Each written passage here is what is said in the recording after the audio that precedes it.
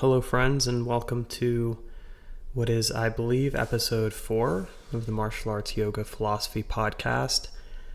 A lot has been going on since the last episode I recorded, which was about gatekeeping in yoga, gatekeeping in martial arts, and trying to understand what gatekeeping signifies and why people do it and what are its positive and negative attributes. In that discussion, there was reference to the Yoga Sutras of Patanjali, a very important text in the yoga philosophy tradition, in the yoga practice tradition. And I thought, okay, I should do something about the sutras. And I spent some time rereading them and thinking about what would be a helpful or effective way to talk about them. And the more time I spent on them, the more I realized this is a big undertaking and might be better off in a format that is accompanied by some visual elements. So I think that's something I'm going to set aside for a time and come back to it as a video essay or something for the YouTube channel, and use the audio only episodes as an opportunity to talk through some things that are on my mind that I don't necessarily want to devote editing time to. I don't necessarily want to try and cut together clips and things like that, but still something that I have on my mind and I want to get it off my mind. So I thought about what's going on. I thought about some of the tensions that I'm seeing around me, the things that I am observing people reacting to and talking about and thinking about. And I cannot help but dwell on the concept of violence, and specifically politically motivated violence. Now, it is not my intention to have this be a political podcast, which is to say, it is not my intention to tell you all what I think about this or that political platform or agenda, to tell you vote for this or vote for that. None of those things are, in my opinion, a useful exercise here. This is about martial arts and yoga as philosophical systems. And I want to approach this conversation recognizing that people are going to have their own political frameworks that they layer on top of or weave into these concepts. I want to try to approach this in a way that is as receptive to all of those different frameworks as possible. So if you're coming at this from a really left of center point of view, I want to be as open to that as possible. And if you're coming at this from a very right of center point of view, I want to be receptive to that too. And I want to see if we can thread this needle here. The martial artist is supposed to be able to take all comers, right? The martial artist is supposed to be able to have a response to all styles. You got that crane style, all right? You got that frog style, you've got that dragon, that tiger claw. The master is supposed to have an answer to every one of those. Now, I am not necessarily holding myself out as some martial arts master here. I'm just saying I recognize that as the virtue that I aspire to be able to engage all of those different styles and somehow still have a positive or at least a productive exchange. It's been a fairly eventful last few weeks, and if you've been on planet Earth recently, it feels like the question of violence and its legitimacy or illegitimacy, depending on your perspective, has been gripping us as a society, as people. And I think if you've been following the news cycles about whatever particular event, whatever particular manifestation of violence you are focused on, it's my sense that we talk about the legitimacy of violence generally in a very roundabout way. What I mean by that is I haven't seen this issue necessarily confronted head on as a philosophical matter from what is sometimes referred to as first principles, right? That's when you lay out your claims or your axioms and you say, okay, we're going to take it as a premise that violence is wrong. You just start with that premise. And then you extrapolate from there, or that you try to apply that to certain contexts on a case-by-case basis. And you start to slowly craft caveats or addendums, or you say, okay, violence is wrong unless, and then the entire conversation turns on that unless, and whether or not your conditions are met or not met in any given case. But that's not really what I see when I turn on the news channels or the podcasts and the commentary and the pundits. What I see is violence as a matter of political tribes and allegiance to the perpetrators or the victims, as the case may be. So if you're on this team, then you like violence when it's your team doing it to the other team. You don't like violence when it's their team doing it to your team. And in that sense, I think there's still an interesting question, but it's not about the legitimacy of violence per se. It's about how do people end up on one team or another, right?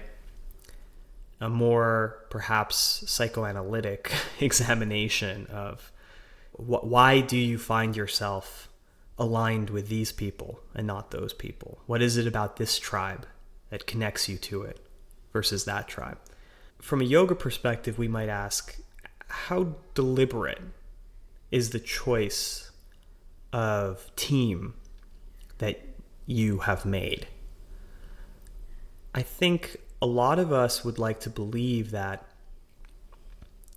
the teams we find ourselves on, we are on those teams because of some intellectual process, right? That we abstracted our way to this side or that side through reason and compelling argument. People don't generally like to be told that the only reason that they're a left-winger or a right-winger is because of the accident of their circumstances. Yeah? And like, you're a conservative because your parents were conservative and you have a good relationship with them, or you're progressive because your parents were conservative and you have a bad relationship with them. People are generally not super thrilled to hear you describe their political allegiances in that way. Now, some of us are a little bit more open to admitting that our background, our personal history is a large factor contributing to our perspective. Like, they'll recognize that, okay, fair enough, if I was born 150 years ago, I would have different politics than I have, because politics is also a culturally and historically contingent thing.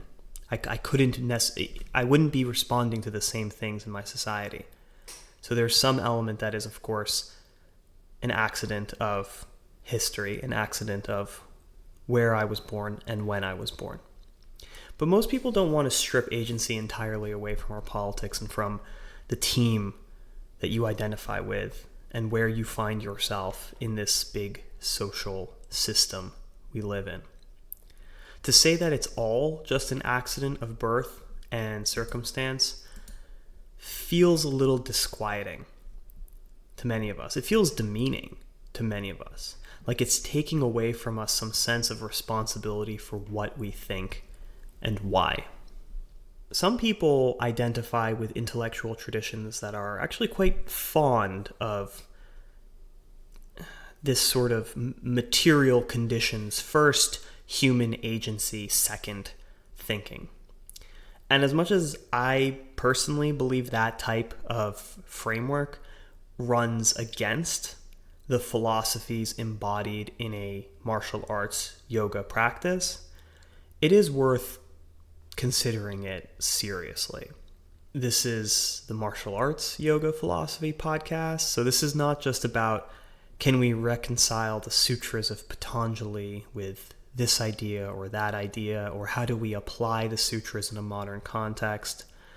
Right? This is, can we reconcile the sutras of Patanjali with an attitude towards life that is a little more confrontational, that is a little more adversarial, a little more Monkey King, two middle fingers to the heavens. That's the unofficial motto of this channel. Now, martial arts is inherently adversarial, inherently oppositional. Maybe you could say inherently violent. It's right there in the name, martial. Martial being defined as of or pertaining to war. Doesn't really get more violent than war. And so if martial arts yoga doesn't exactly sound like a philosophy of pacifism to you, then I am coming across as I intended. It's not a philosophy of pacifism, at least not to me. I believe there are compelling arguments you can make for when violence is a necessary tool of the so-called true self, or the higher self, or the eternal self. I'm going to have to work hard to convince some of you yogis of that. That's what I'm going to try to do. But I started to say something about this material conditions first, human agency second thing, and how I disagree with it, but I'm still going to try and take it seriously. I'm going to try and steelman it as best as I can and incorporate it into this discussion here. Let's call that crane style. And I'm like, all right, crane style, it'll catch you slipping, right? If you're not careful. So let's talk about it for a second. Some traditions, like the Marxist tradition, place material conditions and environmental factors as the base upon which the cultural and sociological superstructure is then constructed. Okay, what the heck does that mean? It means, in the most general sense I can think of, that the Marxist says you are a biological creature. You require food and shelter and clean water and, generally speaking, reasonable access to certain other necessities, right? The means, the mechanisms by which those basic material needs are produced and ultimately distributed to you, that is the fundamental sort of base of your reality. How does the stuff that we need to live get made and then distributed? And the cultural norms and the beliefs and all those other things, that is then built on top of that. And so that's why they're fond of saying that the history is a process by which our relationship to material reality has changed over time by means of technological advancement and improving the mechanisms of production. And therefore, our societies have changed, the way we organize ourselves socially has changed, and so forth and so on. Now, there's a lot more that could be said. I'm giving very short shrift to the Marxists right now. I'm just trying to say that in the most general sense, that is why there is an emphasis on material conditions. It's not that there's something sacred or holy to them about material things, and it's not even necessarily that they are people devoid of any religious inner lives, although Marx himself was not particularly fond of religion. But it's simply about what you choose to emphasize first in your analysis of society. Do you want to look at people individually and say what's going on inside their minds? Or do you want to say, how does this machine churn out things? And then what is our role within that machine? Now, a lot of people, Marxists included, have usually pointed to the relationship between the material conditions and the internal world of any individual. That's fine. I think in general, when this happens, it's done in a kind of hand-waving, yes, there's dialectical this and that, but really we're focused on this material conditions thing, you know? That's just my 2 cents. And if you're wondering, what does any of this have to do with violence, with political violence? Hopefully, by the time we get through this little foray into Marxism and whatnot, it'll reveal itself, okay? Trust in the process. Because what follows from these ideas, the emphasis that is placed on the environment, on the material conditions, so to speak, is the idea that your very consciousness, okay, we're starting to bring it back now, I think, how you experience reality itself is determined by happenstance, by the particular environment you were thrust into. And in the Marxist tradition, more important than the overall environment is like your specific role in that environment as either a worker or an owner of the aspects of the environment that Marxists consider most salient, which are, again, those forces of production and distribution. So a term that is frequently used by Marxists is your, quote, class consciousness. Maybe you've heard this term, class consciousness. It's been a big topic these days. It's been a word, or I should say 2 words.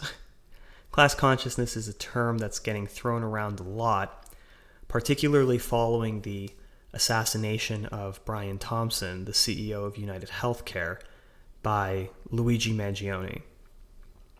And there's a lot we could unpack about the specific class dimensions of these 2 individuals.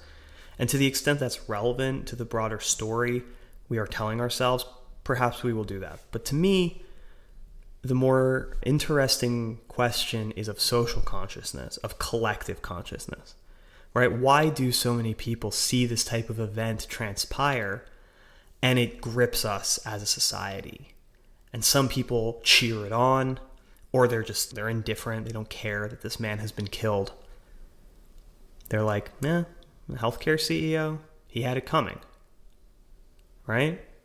And then a lot of people see that and then they're appalled that so many fellow citizens in their society could be so callous towards the death of another human being. Yes, he was a corporate CEO, but does that mean that he can just be gunned down in the street? And so what you perceive as the source of your own identity, your own consciousness, it has these political implications, doesn't it? If you see the source of your consciousness as a mere accident of your birth, it may lead you to some conclusions about violence and when is it justified and when is it not, and whether or not acts of violence are part of some grander narrative that's being told. In the legal framework, the framework I was trained in as an attorney, the type of rationalizing that I see about acts of violence in the world today, whether it was the assassination of Brian Thompson or the annihilation of Gaza or the illegitimate invasion, occupation, and massacres in Ukraine and on. There's so many other examples you could point to, but those are very salient ones for us as Americans right now. And in the legal framework, again, this is the framework I was trained in as an attorney, when someone is trying to rationalize violence, it usually falls into sort of 2 different approaches, let's say 2 different techniques, okay? We were talking about Marxism as Crane style. So let's talk about these 2 different approaches to trying to legitimize violence as, I don't know, tiger style and dragon style. We don't have to stretch this metaphor anymore. I think it's served its purpose. 2 different approaches for trying to defend your client, so to speak, when your client has done something violent. The first is to say that their actions were justified. That's one argument you can make. The second is you can say that their actions were excused. That's a different argument. They're related, but they're not the same. Now, the classic example in law school of justified lethality is self-defense. Killing another person who is actively trying to kill you or was actively trying to kill someone else that you had a right to defend. Although in the case of defending others, we're already starting to get a little bit into the weeds. And I do want to try to avoid turning this into a criminal law 101 class. So let me acknowledge you can challenge all of this, and people in philosophy seminars all over the country are doing that as we speak. But for the most part, most people you'll talk to, self-defense is basically the gold standard for justification for taking another human being's life. Not as an excuse, right? Not saying, oh, you did something wrong, we understand. No. You were right to do it because you are viewed as having an inalienable right to your own life that no other man may take away from you. And you are not expected to die simply to avoid killing someone who's trying to kill you. You are not expected to martyr yourself for the sake of not taking a human life. At least we tend to see it that way in the United States. Now, set aside the alarm bells that are ringing in your head right now about how closely our legal system actually follows through with this principle. But at least on paper, we believe that individuals have an inalienable right to life, liberty, and the pursuit of happiness, right? Life. That is in our founding document. So a lot of people approach the question of violence and politically motivated violence when they think it serves their interests through the lens of self-defense, because that's like the best case you can make for your team's use of violence, right? That one's got the most juice for defending your tribe's actions in any given moment. We're not saying, hey, he was having a bad day. He had just found out that his kid has terminal leukemia and he snapped. But he snapped in a way that a lot of us could see ourselves snapping. And so we think maybe we should at least reduce the severity of the punishment. Let's show a little mercy towards someone who is still fundamentally in the wrong, but for the grace of God, go we. No, a justification is different. It's saying, no, he had the right, perhaps even the duty, to kill this CEO because this CEO is killing other people. This is akin to saying, I have the right to shoot a man before he shoots me. And if I am influenced by a framework that sees someone like a CEO as part of a system that is actively harming me or people like me, then I don't perceive my violent act as aggression. I perceive my violent act as self-defense or justified defense of others. Now, an immediate problem with this analogy is that CEOs like Brian Thompson do not pull the trigger. He makes decisions that are carried out by people who then send those decisions to other people who send them still further on down the chain. This is how corporate organization charts work, if you're not aware. If you haven't worked inside a corporation like I have, I'll break it down for you very quickly. Between the grunt level claims adjuster who tells you to pound sand over the phone and someone like Brian Thompson, the CEO, there's probably 6 or 7 rungs of middlemen. I can tell you between me and the CEO of the company that I worked for, which was one of the biggest financial institutions in the world, I was a VP. That's like the first officer title. It sounds very high up. It's actually quite common, and it's not as high up as it sounds on paper. So I worked in a consumer banking litigation group. I reported to a manager who specialized in certain kinds of lawsuits. He reported to the head of our department, which was the entire consumer banking litigation team, all the different kinds of lawsuits that might fall under that umbrella. That guy reported to the head of the entire litigation team across all the different parts of the bank, all the different lines of business, right? That person reported directly to the general counsel for the whole company, and then the general counsel reported directly to the operating committee and to the CEO, and sometimes to the board of directors. But usually it goes from the general counsel to the CEO, and then the CEO to the board of directors. So between me and the CEO of this massive company, I guess you could say 5 levels. And there were also some people underneath me on the organization chart. So you can imagine 6 or 7 levels, right? Between the person that you talk to in your day-to-day interactions with a company and the CEO of the company. So one of the issues with self-defense as a justification for killing another person is that in the legal context, the elements require a proportional response to an imminent threat to your life. And the layers between someone like a CEO and the decisions that are made that may very well result in the death of another person make the immediacy of the self-defense claim a little more difficult, I think.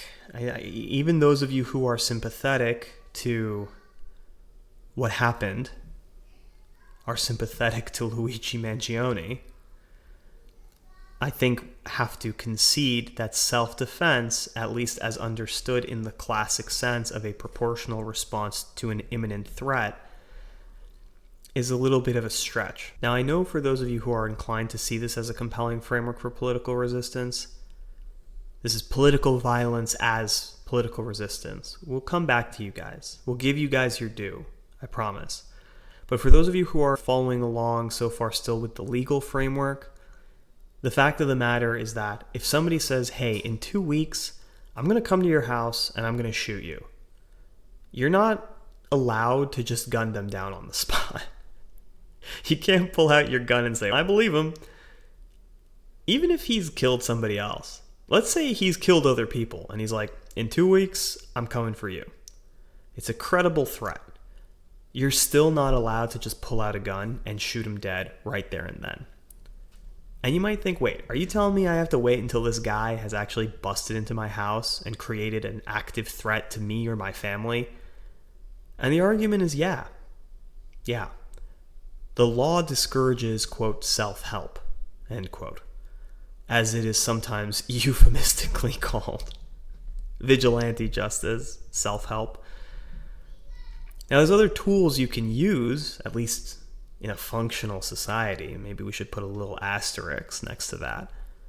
You can report the threat. It can be investigated. You're not allowed to threaten people either, right? That's an actionable violation of your rights. It's just not actionable by you in that moment with lethal force. Proportional response to an imminent threat. That's self-defense. That's the gold standard for justifying violence. Now, in the context of broader, more complex systems, the immediacy of the threat, if you were to try and apply this one-to-one, you would never have a justification to do anything to anybody who uses a bureaucratic chain of command with diffuse and unpredictable consequences, right? You would never have a justification for lethal self-defense against somebody who is planning some large operation with multiple steps and many middle managers. And also from a practical matter, again, let's give the political resistance folks their due here.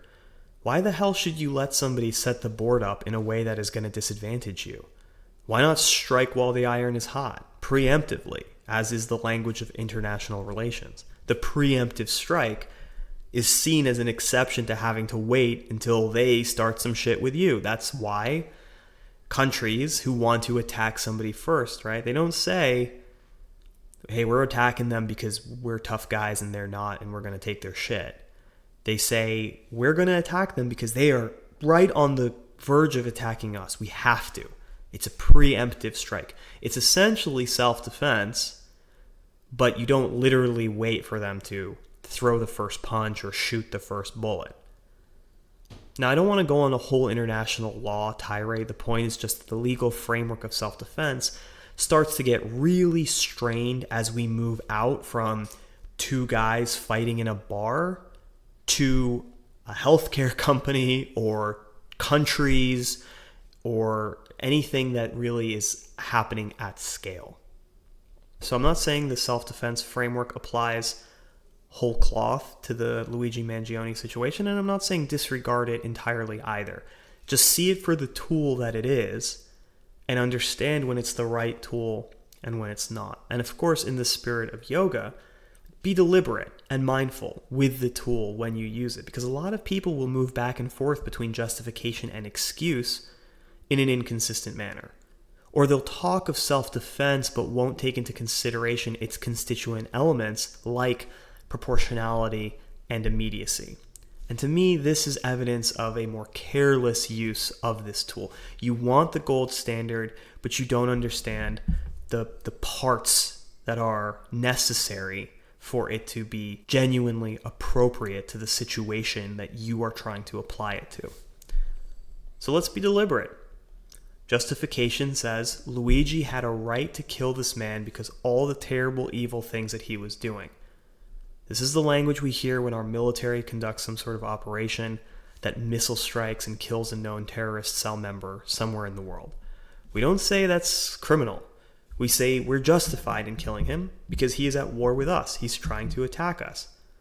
Whatever argument you make, it's fundamentally saying we were right to kill him. It's not even a tragedy that he's dead. It's a good thing. You hear that sort of rhetoric with regard to Brian Thompson, that Brian Thompson made choices that were so harmful as to effectively constitute illegitimate acts of violence against others, that he had blood on his hands.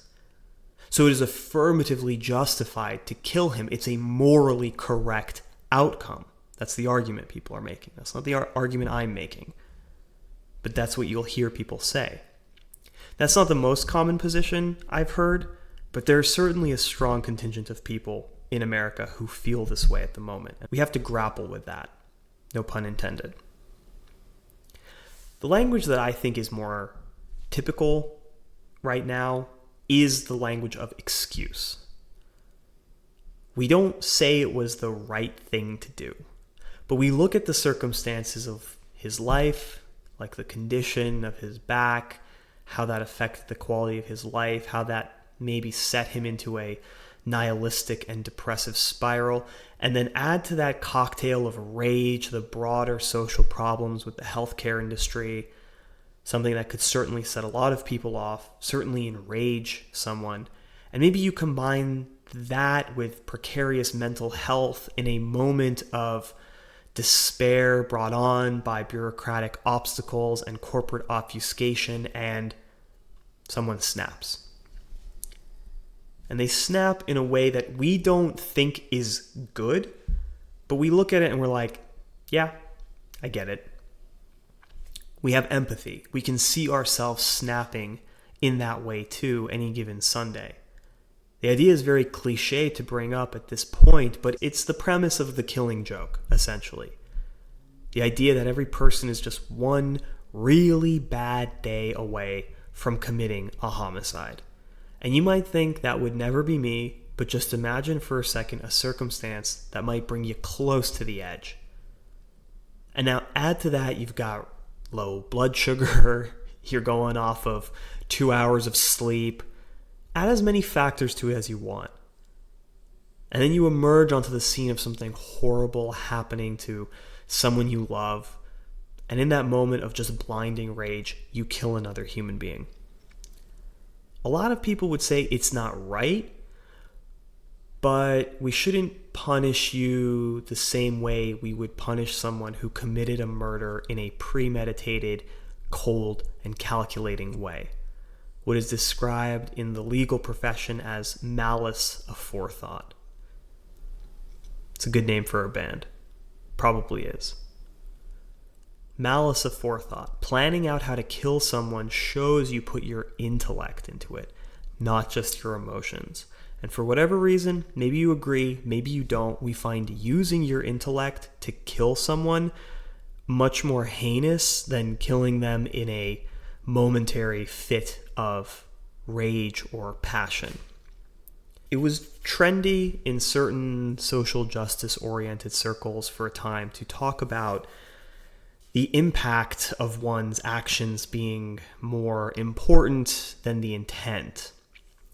And while I think I understand the context this is generally meant in, which was generally speaking someone using a word from the naughty words list in a joke or a tweet or something, the principle that impact is more important than intent does come up in other areas, particularly in discussions around things like collateral damage. So while some people will argue that it's ultimately the impact that matters, not the intent, personally, I don't think anyone believes this wholeheartedly, at least not really for themselves. They wouldn't necessarily say that of their own actions. And a way you can test that is, okay, if you get into your car and you intentionally drive it into another person to kill them, the impact, no pun intended, is that they are dead, and the intent is you wanted to kill them. But let's say you're driving and you accidentally hit somebody with your car, no intent at all, but they die. The impact is the same. They died. Does anyone actually believe that those situations are equivalent and that both of those people should be punished in exactly the same way? I don't think anybody believes that. The list of people who do would be few and far between, and I think mostly they're just saying that to be philosophy trolls. Most people believe that it matters, at least when it comes to judging their own actions, but sometimes we try to strip intent from other people when we want to simplify our condemnation for purposes of scoring cheap political points. So a lot of people are trying to excuse Luigi Mangione's acts, and others were justifying it outright. And of course, then there are people who are saying, no, there are no justifications or excuses for killing someone in this sort of calculated, premeditated way. This man is a murderer and he should be punished accordingly. We don't care if he had some sort of political ideology of justice behind his act of violence. It doesn't excuse the fact that he sat down and planned a murder. Well, where does martial arts yoga fit into all of this? When you're learning martial arts, you're learning violence. You're learning how to hurt somebody. I don't know how else to put it. So to say that violence is never the answer, that even premeditated or cold, calculated violence is never the answer, seems somewhat contradictory to the art of learning violence. What's the point of learning how to be violent if it's never the appropriate response to the situation? I think most of us fall somewhere on the side of believing that violence can be a legitimate tool given the right circumstances. And so the whole question becomes, what are the right circumstances? We talked a lot about self-defense. We talked about defense of others. We talked about what if something was right on the edge and pushed you over. And we can make a hypothetical that's really easy to justify the violence. And then we can find hypotheticals or even real-world examples where it's not so easy.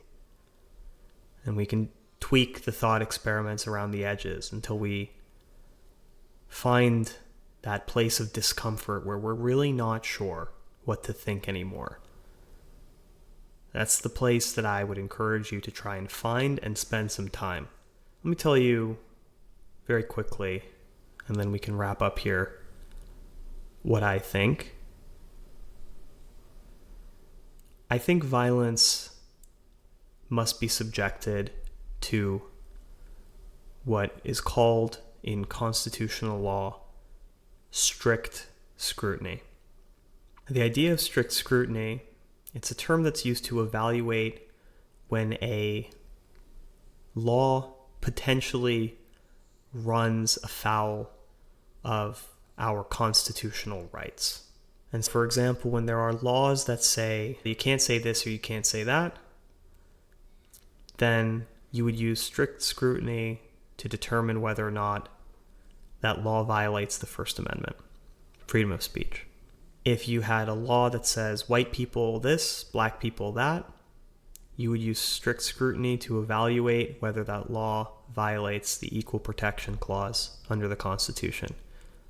And strict scrutiny is meant to be a very difficult standard to meet. That's why it's strict scrutiny.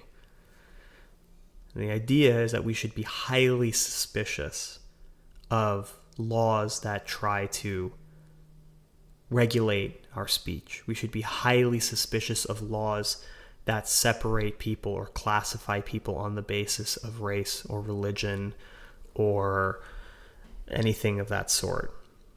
Given the history in this country, it doesn't mean they're never okay. That's something important to remember. It just means you subject that to a very rigorous and exacting standard of justification. Now, to put it in more layman's terms, what is strict scrutiny? It has often been interpreted to be that whatever the law is, whatever the outcome we are trying to achieve, right, that potentially runs counter to these inalienable rights we have, that has to be narrowly tailored to a compelling interest, and it must be the least restrictive, least harmful, if you will, means of achieving that compelling interest. Historically, the compelling interest bit has been the easiest of the elements to meet. We want to protect people's health or safety. We want to encourage economic productivity, whatever the case may be. Saying we have this compelling interest, yes, humans are going to disagree about what is or is not compelling, but generally speaking, compelling just means there's a plausible case to be made that the thing you're trying to achieve with this act or law or whatever is something that we can agree we'd like to see happen. The question is, were you able to achieve that compelling interest in a narrowly tailored and least restrictive, least harmful way possible? And that's where most things fail strict scrutiny.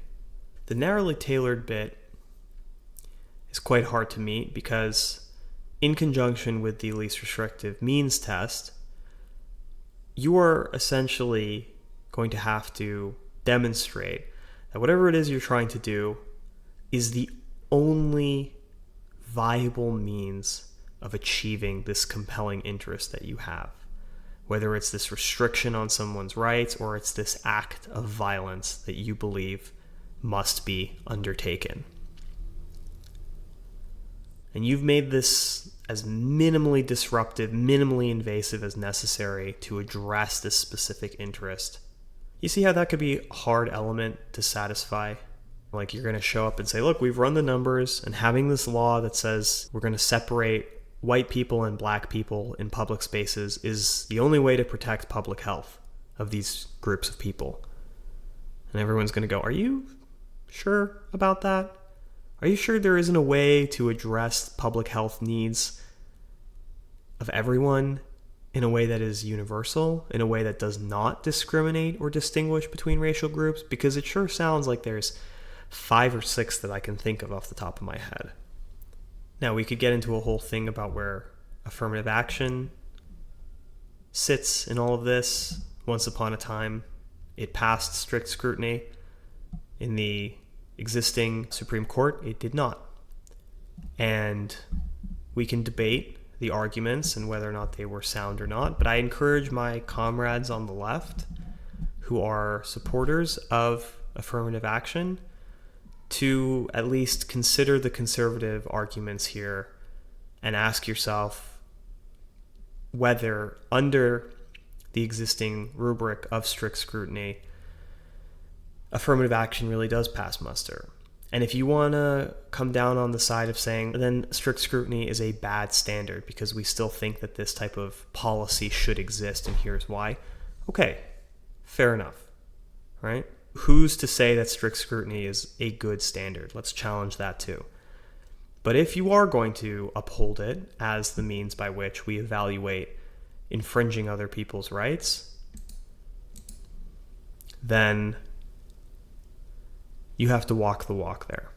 Now, let me just say, for the record, I got a B in constitutional law, so don't take what I'm saying here about strict scrutiny and the Constitution as gospel, all right? I think I've mostly got the salient elements correct here. I've given you a B student's understanding of strict scrutiny. You can go a lot deeper down this rabbit hole if you're trying to get an A, right? But the important thing is, what does this have to do with violence and with political violence? I believe that violence is an infringement on other people's rights. And to me, that means violence must be evaluated through strict scrutiny. It must be narrowly tailored to a compelling interest, and it must be done in the least restrictive and least harmful way possible. Fine, protecting your life or protecting the life of another person, these are compelling interests. I will go so far as to say fighting against oppression, fighting against an unjust system, these are compelling interests. Now, oppression and injustice, these are terms that are doing a lot of heavy lifting here. Maybe you don't believe that the healthcare system in the United States is unjust. Maybe you don't believe that it is oppressive, and therefore you're not sold on the compelling interest side of the Luigi Mangione story. Fair enough. But like I said, the compelling interest part is generally going to be the easiest to satisfy, and I think in the case of violence, that's no exception. I can think of a whole lot of things that it would be compelling, but would it be narrowly tailored? Would it be the least harmful means available to us? Is it really the last resort and the minimally necessary amount of force needed to meet that interest? It's going to be a contentious issue when it comes to something like the state of our society, because we have a founding document, we have a cultural mythology, a declaration of independence that says, hey, dude, that's what they called the king back then, said, hey, dude, we're going to use violence to change this relationship between you and us. And we understand that if you're going to do that, you need some good reasons, and here are our reasons, and you can agree or disagree, but we think they're legitimate, and we're prepared to use violence against you. So be it. That's in our mythology. That's in our founding document. You know, they believed taxation without representation was akin to slavery, which was ironic because many of them actually had their own slaves. And I don't know if any of them would have necessarily admitted that their slaves therefore had a legitimate right to use violence against them. Maybe in their private, honest moments, they did concede such things. And that's neither here nor there. The Declaration of Independence says we have the right given to us by our Creator to life, liberty, and the pursuit of happiness. We believe you are infringing on those rights, and we are going to use violence to reclaim them, to restore them. Are we in some 1776 moment with respect to e.g., healthcare? That's for you to decide. And does voting still work? Does gradualism and reform offer pathways to improving things without a political revolution? Would a political revolution even work? Would it leave us worse off than we were when we started? These are all complicating factors that I do not have the answers to, but I am not yet persuaded that killing for politically motivated reasons in our society passes strict scrutiny. If that makes me a normie lib, if that makes me some enlightened centrist blowhard, so be it. There's some realists out there who will say this is all irrelevant, philosophical masturbation. Moral justifications are irrelevant. The revolution succeeds, then it justifies itself. When the terrorists win, they become freedom fighters. And if they lose, then they remain terrorists and criminals. History is written by the winners, right? So the realists would say all of this pontificating over the legitimate use of violence, over whether it's right or wrong, it's meaningless. It's just intellectual navel-gazing. Now, personally, I would say what's wrong with a little philosophical masturbation from time to time? Our brains need to rub one out here and there too, as far as I'm concerned. But fair point. Fair point. So let's conclude our session of philosophical masturbation by simply making a commitment to ourselves to be intentional with our justifications. Be intentional with our excuses. Be intentional with when we tolerate the infringing of somebody else's inalienable rights. You can have the beliefs that you have. You can draw the conclusions that you're going to draw. I'm not here to take them away from you. I'm not here to say that they're right or wrong. But are they really yours? Have you really applied them thoughtfully, intentionally to the situation at hand? Food for thought. Thanks for being with me for this particularly long episode. Perhaps we stirred the pot here a little bit. I hope not. Until next time, stay safe, stay alive. Namaste.